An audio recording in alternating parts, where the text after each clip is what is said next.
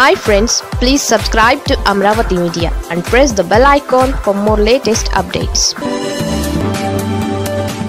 వైసీపీకి కావాల్సింది అచ్చంగా ఇలాంటి నాయకులే. ప్రస్తుత కాలంలో పదవుల్ని ప్రజాసేవకు సద్వినియోగం చేసేవాళ్లు అరుదు.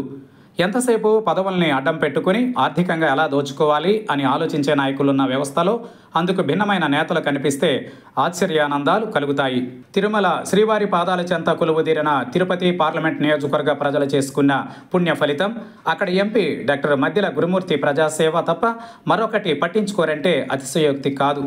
మొదటి విడతలో తిరుపతి ఎంపీగా డాక్టర్ గురుమూర్తి 3 ఏళ్లు సేవలు అందించారు. ఆ తర్వాత 2024లో జరిగిన ఎన్నికలలో రాష్ట్ర వ్యాప్తంగా కూటమి సునామీ వీచింది. ఆ ఎన్నికలలో తిరుపతి ఎంపీగా గురుమూర్తి గెలుపు సంచలనం సృష్టించింది. తిరుపతి పార్లమెంటు పరిధిలోని 7 అసెంబ్లీ నియోజకవర్గాలలో కూటమి అభ్యర్థులు భారీ మెజారిటీలతో గెలుపొందారు.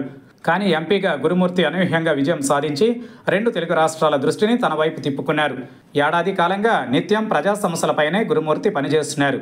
అందుకే తాజాగా రైజ్ సర్వేలో తిరుపతి ఎంపీ గురుమూర్తి 7వ స్థానంలో నిలిచారు. గ్రీన్ జోన్లో నిలిచిన తిరుపతి ఎంపీ పని మంతుల్లో ఎవర్ గ్రీన్ అనిపించుకున్నారు.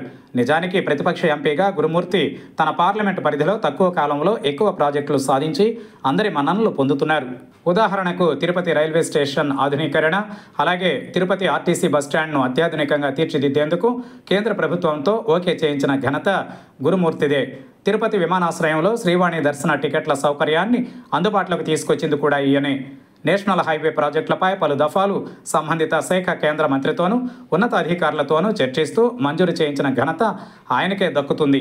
అతి సామాన్య మధ్యతరగతి కుటుంబానికి చెందిన డాక్టర్ మద్దిల గురుమూర్తి ప్రజలిచ్చిన అవకాశాన్ని వాళ్ళ మంచి కోసమే తప్ప మరే స్వప్రయోజనాలకు వాడుకోవాలన్న ఆలోచనే ఉండదని అంటారు. కేవలం మాటలు మాత్రమే కాదు, ఆచరిస్తున్న నాయకుడు కూడా. అందుకే ఏ సర్వేలో అయినా తిరుపతి ఎంపీపై సానుకూల అభిప్రాయమే వస్తుంది. ఇదంతా ఆయన కృషి ఫలితం.